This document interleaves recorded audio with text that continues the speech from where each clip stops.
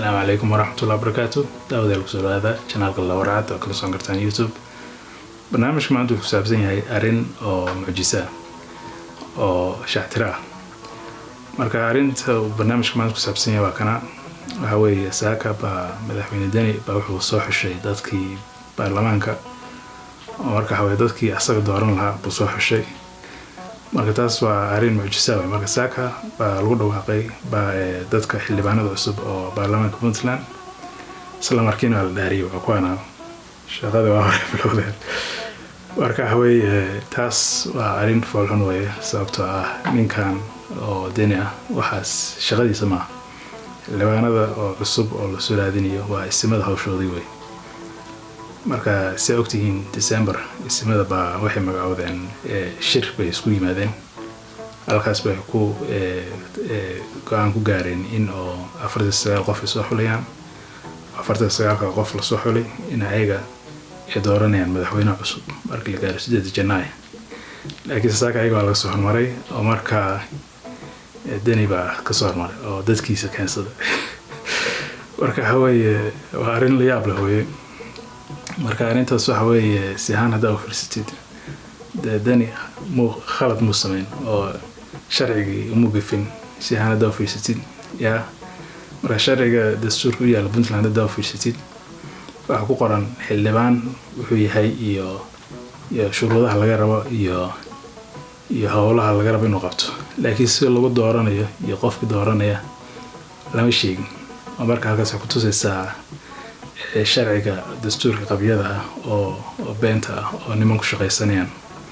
marka waxa kan ila arkay indiina ku arkaysaan soo jeedaan marka dastuurka Puntland soo soo marka inta ku qoranaya qaybta ku saabsan golaha wakiilada marka waxa ku qoran shuruudaha laga rabo iyo hawlaha ay qabanayaan baa ku qoran laakiin si lagu dooranayo kuma qorno marka qof walba dooran kara oo power la qori maanta hayst marka haway saharada u fiirsid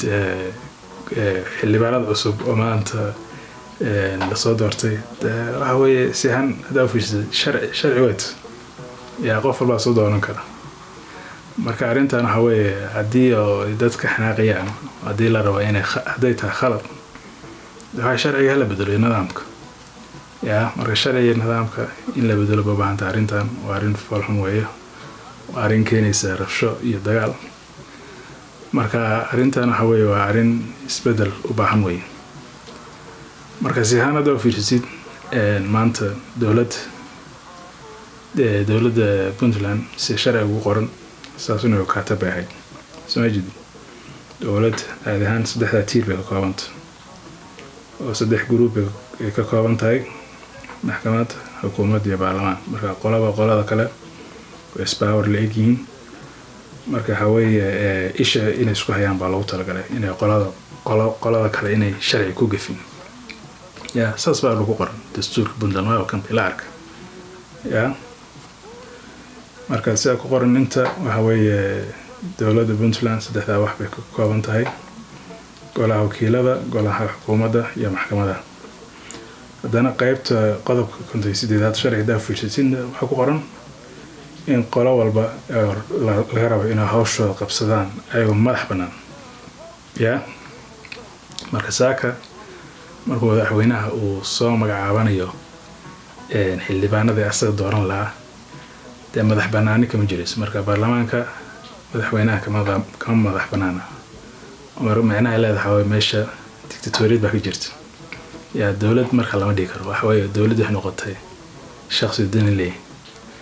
ya waa kan bilaarka dawlad marka saas bay noqonaysaa hadii hirgasho ya maxkamadii iyo baarlamaankii la rabay inay ka madax banaanaan madaxweynaha jeebka isagu galayaan ya marka dictatoriyad bay noqonaysaa marka macnaha leedahay weeye dawladda waxay noqonaysaa dawlad shakhsi leh ya hadana maxkamadana sidoo kale madax banaani ma laha oo hore baa lagu soo adeeyay inay deni u adeegaan waxa iska dhahay ma waa kan wixii xaqiijinay marka haway ninkan maxkamadda haysta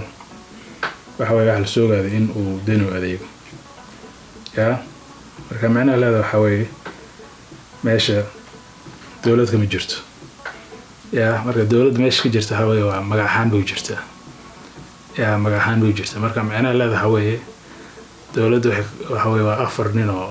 dhowr nin oo isku qabiil isku yimaaday oo dowlad sheegtay oo calaal meel suurto dhacay dowlad baan ahay dowladnimadu intaas bay ku aagtay marka waxa weeye muran iyo qaylay haddii timaado waxa sharci inuu kala saaray iyo maxkamadiin ma jirto marka taas waxa weeye waa arin ay hawl ay gabeen weeye ismada hay'ad inay sharciga soo adkeeyaan in maxkamad soo adkeeyaan inay tiirarka dowladda soo adkeeyaan bay ahayd iyo in ay dadka oo separation of power inay dhacdo yaa qololba oo dowladda ka tirsan inay leenkooda ku ekaadaan oo dad kale hawshooda ay gacan gelin baa laga rabay marka saas lama sameyno hawl waa mas'uuliyad laga feeyo marka taas waxa waa arin ay keenayso siyaasad oo ku dhisan qori iyo dagaal marka taas waxa weeye arintan oo cusub oo dani uu soo magacaabanay xildhibaanadiisa si hanada fiirsid sharciga muu gafin oo qof walba xildhibaanada soo magacaaban kara hadana waxa weeye si hanada fiirsidna khalad weeye oo ismada hawshooda bay ahayd sida baalintii hore soo afkartay marka taas waxa weeye waa arin rabshay dagaal keeni doonto oo hore baa nimankan mucaaradka oo hore bay dhaarasho bilaabeen iyo inay dagaal bilaabayaan oo kan bay afkooda ka dhaxay kan 8 casho ku dhiman meelaha ama 7 casho haduu dib dhaco baarlamaan la aadi maayo guriga lagu imaanaya in badan oo kamid ah aan sa oran karo majority dadka la soo xulay waa ay baal mareen sharciyadii iyo saxiixii dhabta ahaa cidii lahayd ee xaq u lahayd inay soo xusho iyo dadku inay soo xushaan dadkii si dhab u matali lahaa marka madaxweynuhu wuxuu ku talagalay boodo inuusan qabanin doorasho xor oo xalaal ah madaxweynuhu wuxuu ku talagalay doorasho dhac ah madaxweynuhu wuxuu ku talagalay inuu iscaleema saaro waan ka digaynaa arintaas khatarteeda ay leedahay ummadan waxa la wada rabaa in la isku wado waxaan rabaa midnimada Puntland in la ilaaliyo aan la kala dhantaalin waxa loo baahan yahay in aan dadka dhulka wada degan ee nabadda ku noolaa qalalaasa siyaasadeed aan la dhixgelin ay u baahan yihiin marka musharaxiinta halkan ku midowday oo hadlay inta hadashay in kala badaniba waxay ku baaqayaan waxay u sheegayaan shacbiga reer Puntland in doorashadaasi aan saas lagu gali karin